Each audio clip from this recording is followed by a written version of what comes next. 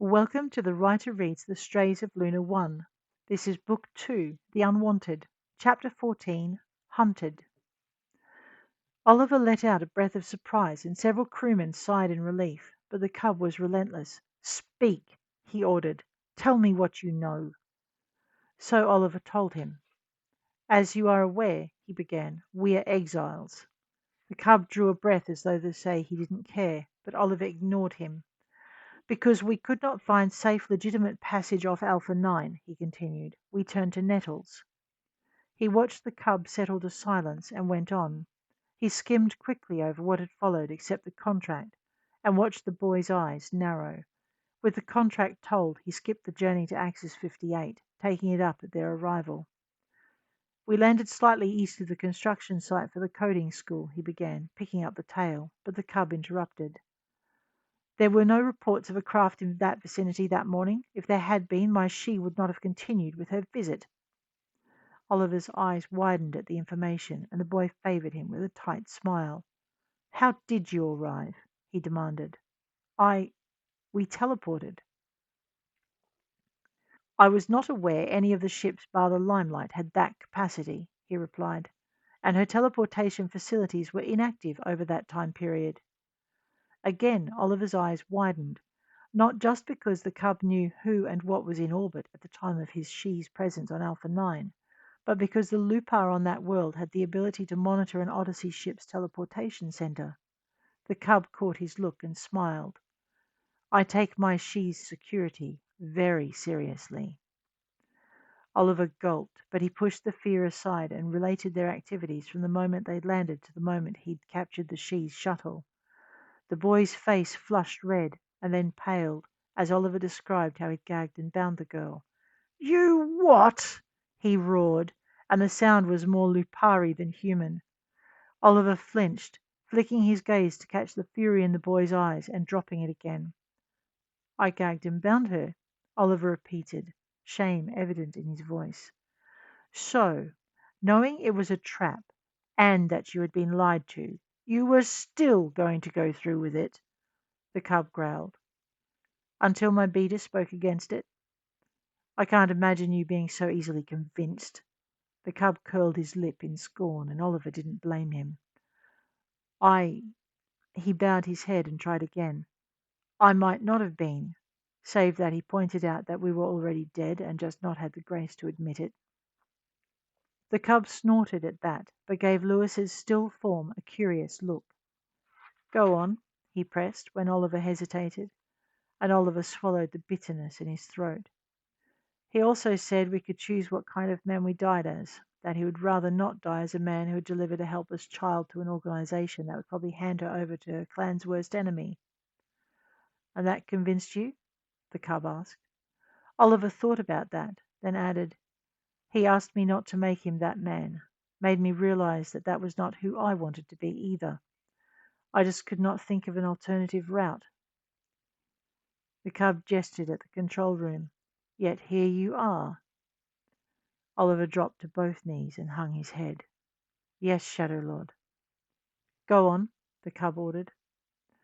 Oliver was about to say that this was all when he remembered what they'd done to try and secure Aylin's return to the Star Shadows. He reported it in clipped, precise tones, telling the cub of how Lewis had programmed the craft and hidden it for the clan to find. "And yet she was not there," the cub told him, and Oliver bowed his head.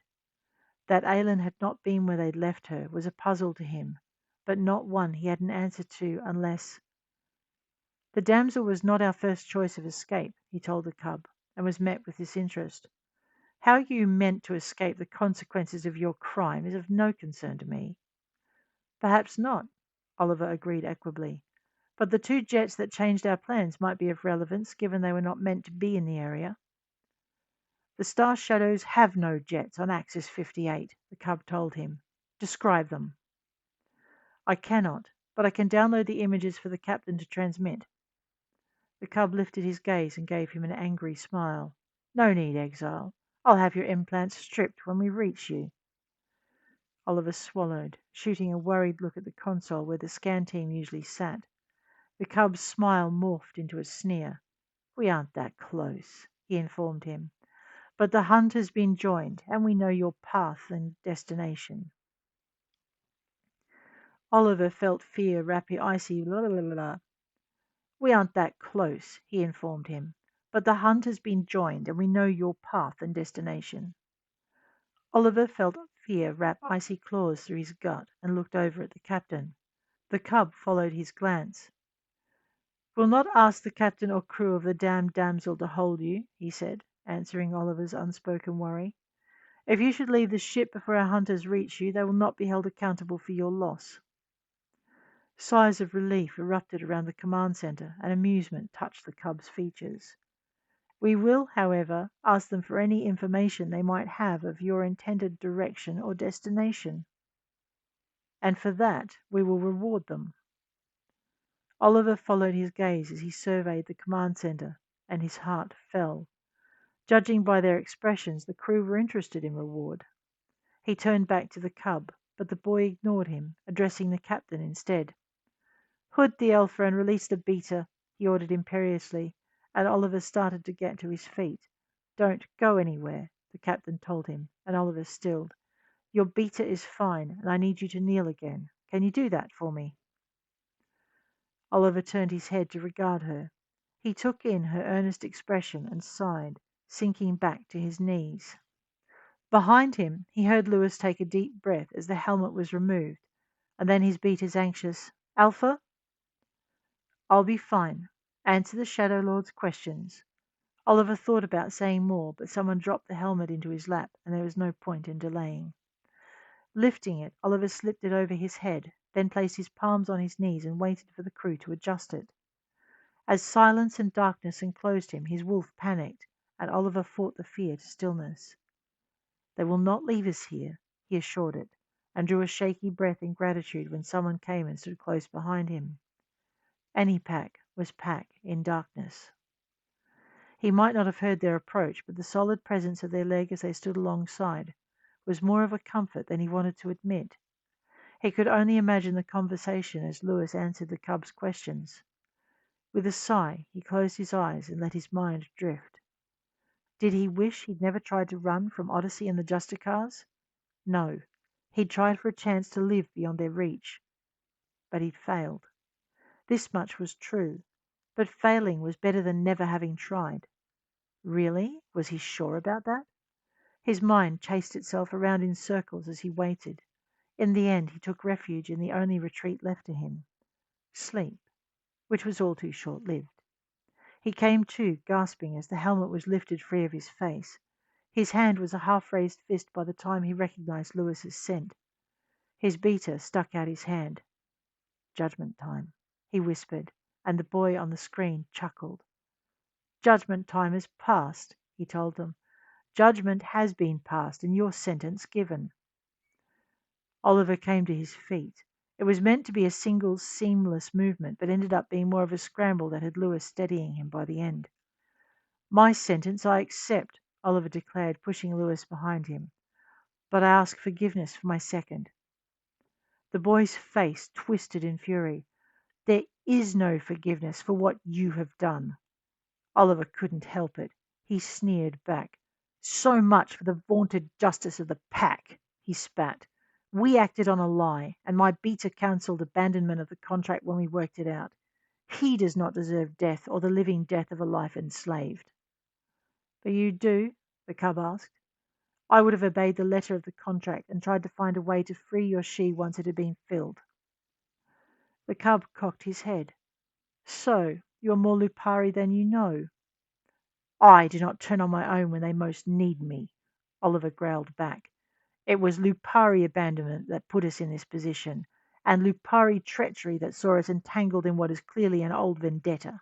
If that is what it is to be Lupari, if that is what it is to be Lupari." Lewis drove his elbow into Oliver's gut, turning to grab his hair and lift his knee into his face. As Oliver doubled over, Lewis drove his elbow into the center of his back, propelling him to the floor, and then put his boot between Oliver's shoulder blades to keep him there. Looking back at the screen, Lewis smiled. "I'm not a very good beater," he started to explain, as the cub got over his initial shock and started to laugh. Oh no, he chortled. You are a very good beater. Tell me what you've risked your alpha's wrath to say. I. Lewis stopped.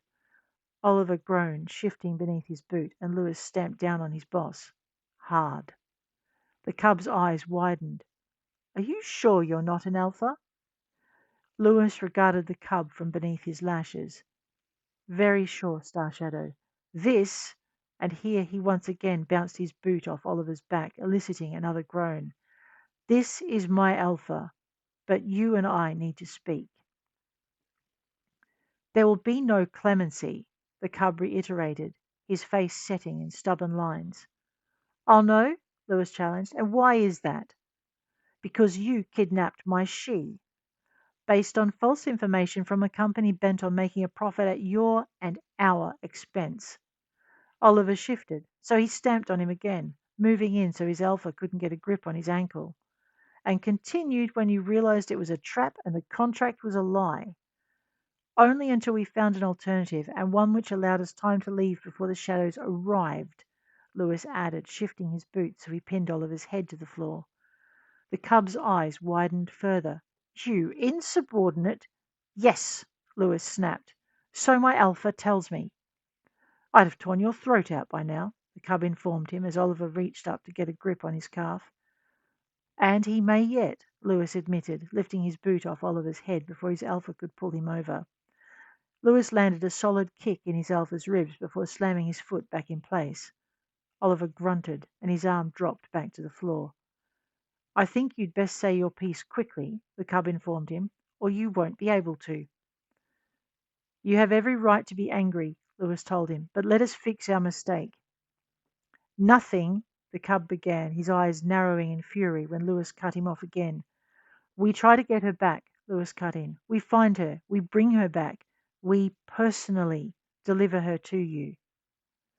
The cub's eyes sparked with interest. Unharmed? As unharmed as we are able. She's already been in their hands 2 days. Unharmed is not something I can guarantee.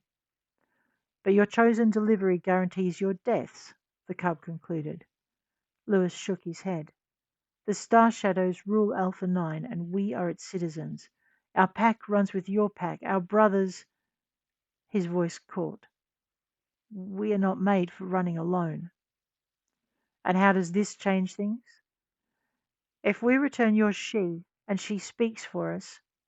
Under his boot, Oliver groaned, but he didn't try to get free. For a moment, Lewis worried that he might have broken something important, and then he tried to continue. This time it was the cub who cut him off. Very well. If my she speaks for you, I will seek forgiveness for you from my father and have you reinstated to the Skystrider clan as pack.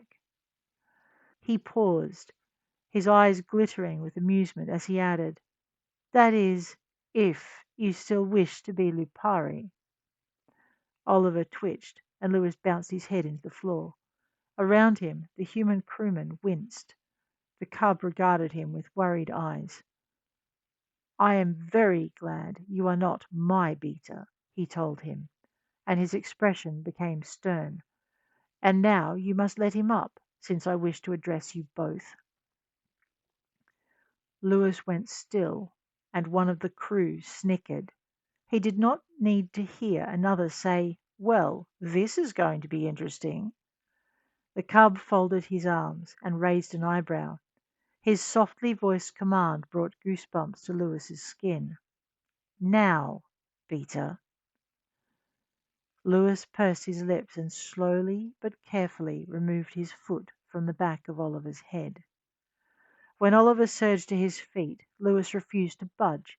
He did not even flinch when his alpha wrapped a semi-clawed hand around his throat and lifted him from the floor. For his part, Oliver found it hard not to laugh. Lewis was giving him the look that said he could do what he liked, but he wasn't sorry.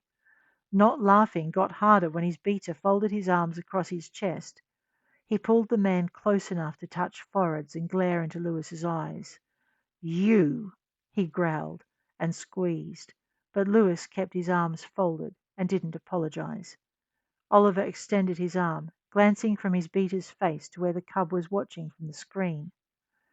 Ignoring the way Lewis's face was turning a deep shade of puce, he nodded to the boy, and only then did he set his beater's feet on the floor. To give him credit, Lewis stood there for several seconds before folding in half and setting his hands on his knees. Oliver listened to him cough before drawing several ragged breaths and kept his eyes on the screen. The cub waited until Lewis straightened and dropped a step back so he stood slightly behind his alpha, and then he turned a cool gaze to Oliver. "I'd have killed him," he stated, and Oliver shrugged. "What can I say? He was my friend before I made him wolf, and I count myself fortunate he is my friend still." He could only imagine the expression on Lewis's face, and forced himself to keep his eyes to the front. If his beater found a weapon and shot him in the back, it would be no less than he deserved. If he didn't, then the cub would have learned something new, that friendship ties were stronger than pack in the human world. The cub regarded them a moment longer. "And do you agree with your beater's proposal?" he finally asked. Oliver dipped his chin in assent. "I wish I had thought of that solution myself." The cub's lip curled in a sneer. "We are Alpha," he said. "We do not ask for forgiveness." "There are occasions," Oliver informed him, "when I think we should." The cub froze. "But we are Alpha." "And to admit your mistakes can take more courage than a battle," Oliver told him, adding, "and I did make a mistake." "For which your beater has suggested a solution," the cub reminded him. "To which I agree," Oliver countered. The cub regarded him for a long moment, but Oliver saw his eyes unfocus as though he was having a private conversation. When it was over, the boy jerked his head in a single nod, his gaze snapping back into focus. "You are still exiled," he said, and Oliver waited. That the boy was unhappy about something was evident, and it would do him no good to interrupt. When he said nothing, the cub continued. "My father informs me my request for your reinstatement would be denied, but is willing to extend you this." He paused again, but this time his eyes flickered to a point off screen, and he looked like he might be pleading with someone to change their mind. When he spoke again, it was to address the unseen observer. "That won't be necessary, father. I will inform them." His young face hardened with resolve, and he returned his attention to Oliver. "My father's offer is this. Return my she to Alpha 9, and he will ensure you safely reach the inside of an Odyssey's cell and survive your departure from its confines." As a promise they wouldn't be killed either before or after their delivery to Odyssey, it didn't get much clearer. Oliver bowed his head. "As the Huntmaster's wish, so shall it be," he replied. The boy's face clouded, but he inclined his head, again to that unseen observer. "My father also wishes to inform you that the hunt has already begun, that 2 hunt packs, 1 Star Shadow and 1 Sky Strider, have entered the chase. They have the field for 2 Alpha 9 weeks, and then the hunt will be thrown open to all." Again he glanced beyond the screen, but this time had nothing to add. When he turned back, it was in solemn farewell. "This is our last contact until we meet," he informed them, and the screen went dark.